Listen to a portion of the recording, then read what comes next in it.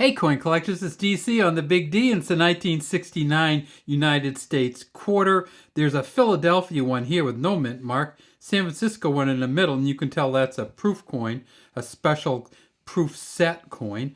And then over here you can see there's a D, and that's for the Denver Mint. These are the three mints that made the quarters in 1969. In a general, a 1969 quarter is worth 25 cents today. If you find one, it's probably going to look something like this. I know it's over 50 years old, but that doesn't make the quarter worth any more. We're 5 years past the silver quarters. The last silver quarter came out in 1964. So these are a clad quarter, and so it's a nickel copper mix on the outside, complete copper 100% on the inside, and then a nickel copper mix on the back. And you see on the back we have the eagle, United States of America at the top, E pluribus unum, $quarter here. And if you have a really good one of these, you can see the feathers on the eagle, you can see the line on the beak, you can see a little cowlick in the back, you can see the arrows and the feathers on the arrows. You can see this really good tail feathers underneath. That's not this coin. It will be the proof coin though, so we'll take a look at that. Remember there were no mint marks on the back after 1964, so the mint marks are all going to be right here. If you don't have one, it's from Philadelphia. What did a quarter buy in 1969? Well, let's take a look. You could get a cantaloupe for 25 cents. You could get a pound of chuck-roast for about 50 cents. And you could get 6 cans of sweet peas or green beans or corn for $1. So a quarter went a long ways in 1969. At the beginning of 1969, a quarter would have bought 5-cent chocolate bars, but then in November of 1969, Hershey's changed it to a 10-cent bar. It was more than twice as big, but now your quarter could only buy you 2.5 of the big bars. Okay, so with this quarter's worth a quarter today. It was worth a quarter in 1969, but it buys a heck of a lot less today than it does. Sometimes you go into a convenience store and a candy bar could be $2.50 or $3. So we're not buying 10-cent candy bars anymore. In 1969 at Philadelphia, they made 176 million of these quarters. The auction record for a really good one is $3,290, and that's from Mint State 67. They've actually found a Mint State 67 Plus from Philly, and that looks, in PCGS, the grading service, says it's worth about $8,250. They found 3 of them. So if you can get one that's in really, really, really good shape with no mint mark on it, it could be worth a lot of money. At the Denver Mint, which was the other regular mint they made them at, they have D's on them. If you ever do get a Denver Mint coin, always look at the D and see if you can get a double punch mint mark.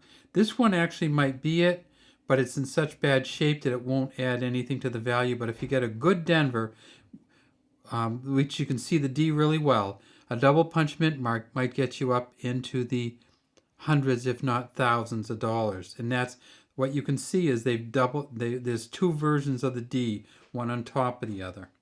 If you're looking at the regular D coins, they made 114 million at Denver. The auction record is $3,800, but now those $3,800 ones are going for about $1,550. So the highest price is about $1,550. We'll take a look at the back of this one, and you'll see there's really not much more definition on this one than the other one. So that brings us to our proof coin. And this is a really shiny, it almost doesn't look real, does it? This proof coin here. We'll change the light a little bit, and you'll see that it's not what they call a deep cameo proof, where Washington is a different shade and has a different polish on them. This is just a regular proof coin. A deep cameo proof can go for as much as $575. They made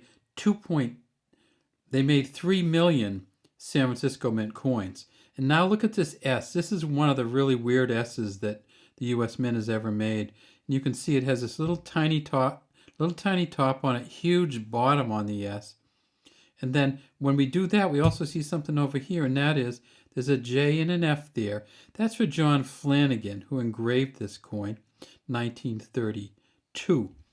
We tip this up on its side. We see this is a copper nickel blend also. They didn't make any silver 1969 coins at all.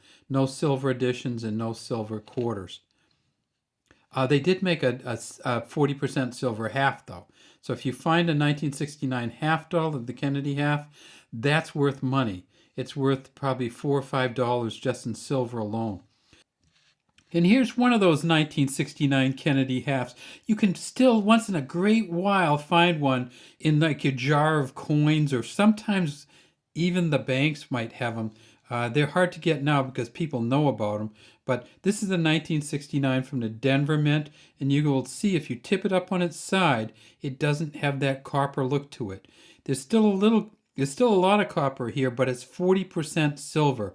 So at current values, you're talking probably $5+ And if you get onto the back of it, of course, you see there's an eagle on the back of this one too.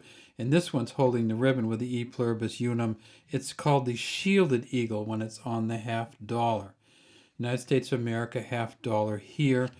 So if you do find a 1969 Kennedy half dollar, keep that because it's got great silver value. And if you have to, you can sell it for the silver in it to most coin dealers. All right, good luck looking for those. Look at the back of this one, though. When we go to the back of this one, we start seeing, we can see some feathers in there. We can see this little cowlet coming off the back of the eagle. Not a great beak line, but an okay one. And then if we get down here, we can actually see the ribbon holding the sheaf of arrows together, the arrowhead, and a little bit of a line in the feather back there. So when you get a really, really good one, you can see a lot more definition in them. But in 1969, they didn't make that many really, really good ones. So you're probably going to have to settle for an okay one in most instances. There is a double die obverse version of the 1969 quarter from San Francisco. And you can see some doubling in. Let me see if it will look kind of like this, except it'd be a little bit more in the R. So you can see some doubling, and that might make it worth into the hundreds of dollars if you got a lot of doubling on the San Francisco coin.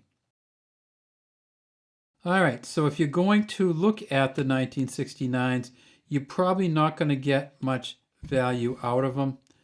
The best ones you can get are going to be, even in the mint sets, the plastics that they've used on some of those mint sets from 1969 have kind of made them really messy. So if you get a mint set, some of the collectors now are saying to take it out of the mint set and separate it.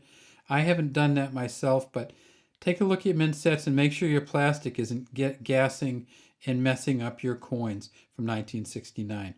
All right, that's all we have today from the Big D Coin Channel.